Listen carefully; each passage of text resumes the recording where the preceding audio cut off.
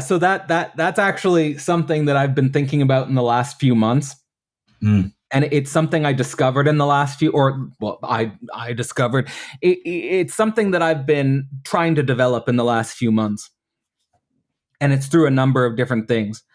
One, it's that I'm always paying attention to the horizon of discursive antagonism. And I was listening to it was a very bad podcast between Peterson and Dawkins, where they totally talk past each other. Like they don't understand each other at all. Was that the only one that they ever did? That's the only one they've done. Yeah. Peterson interviewed Dawkins, yeah. Peterson is inviting conversation with Dawkins, but Dawkins does not really interested in conversation with Peterson. But then even in the conversation between them, Peterson is he's acting very strange in a way that I could understand why Dawkins is kind of repelled. So I sympathize with both of them in a weird way on that level. But where they do find shared agreement, however, where they find shared agreement is in two main dimensions. They both dislike woke politics. They disagree with the solution to it, but they both dislike it. And so they have an affinity there. But they both have no clue how to interpret Lacan. And they had a bonding moment over it. Like it was a very bad podcast in general. There was they were missing each other. But when it came to their shared dislike of Lacan, they totally were vibing out. So that's sort of where the idea had its genesis. I was like, oh, they both kind of don't get that. And so I was interested in that. So, but you're telling me first. Let me just describe the drives and the drives and the myth relationship, because I think that's really the core. Mm-hmm. That's really the core. The first thing to situate this drives myth relation. Let me say first that the reason why Dawkins doesn't like Peterson is because Peterson is a mythological thinker. Peterson thinks in myth. Dawkins thinks this is untrue. Like Dawkins will say, that's not true. That's a myth. He'll say myths are fiction. He'll say myths are fiction, but it's not truth. And I'm interested in truth. And I'm interested in scientific truth. And Peterson will be, and then Peterson will be like, but myths are telling us something about the psychology of our minds. And so that's why Peterson did the biblical lecture series titled The Psychological Significance of Biblical Stories, which is saying that the myths, even if you don't believe they're literally true, they have a truth on the level of our psychology. They teach us something about our psychology. Right. And so that's something where actually there's a Lacanian point there, which is that for Lacan, the true has the structure of a fiction. So in other words, when Dawkins is saying, for example, I'm not interested in myths. I just want scientific truth in itself, and myths are in the way of that.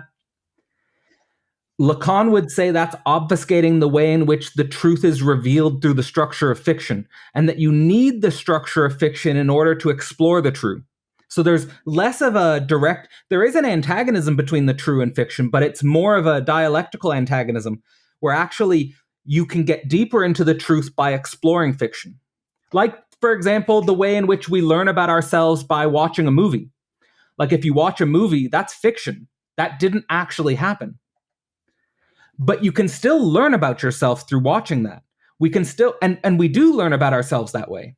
We learn about ourselves through watching great dramas, and we learn about ourselves through listening to great music. We get to see a certain dramatization of the true.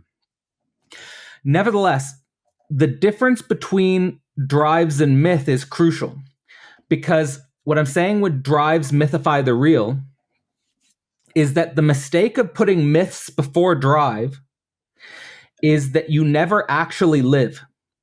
What that means is that when you think that a certain structure of myth is holding the truth in a, say, non-dialectical way, you end up just living and embodying in other people's drives.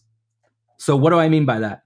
It means let's say you decide you're in some sort of existential breakdown, you're in some sort of existential discomfort, trouble, and you're just looking for a religion to help you with that existential anxiety, to help you with that ease, and you find a lot of satisfaction and you find a lot of solace in the Christian myths.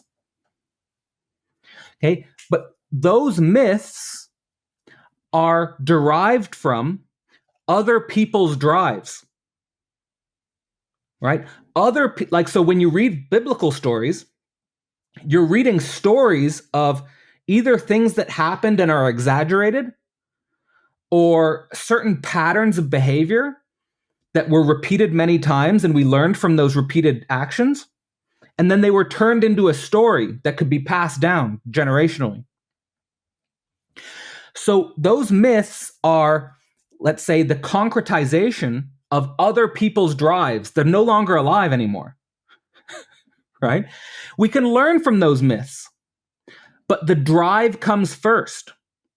So what I mean when the drive comes first is that, and it's very hard to live in a mode of the drives coming first. Like, let me give the example, like, let's say Jesus was actually a living person.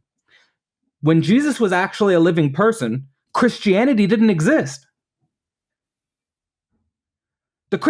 Jesus didn't have Christianity. Jesus wasn't Christian. Jesus couldn't have been Christian. Jesus just had his drive. That's all he had. He had his drive. And he had the abyss of that experience of the cross. Right? And then we mythify it. Then we turn it into a story where we can build institutions around it, and we can build books, and we can write about it, and we can think about it. And there's something good with tarrying with myth. I'm not trying to say myth is unimportant. Myth is important. I'm just trying to say that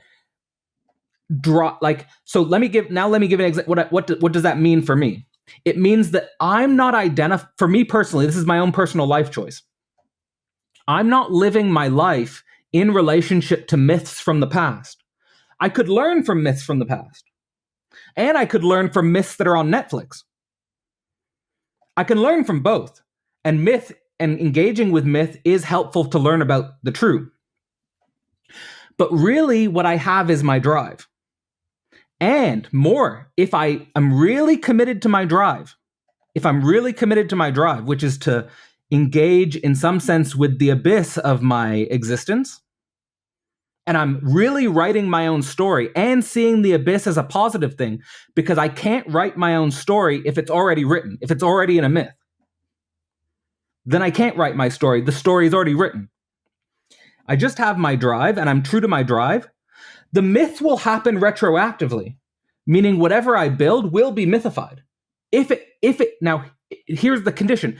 Your drive will only be mythified if it's a socially real drive.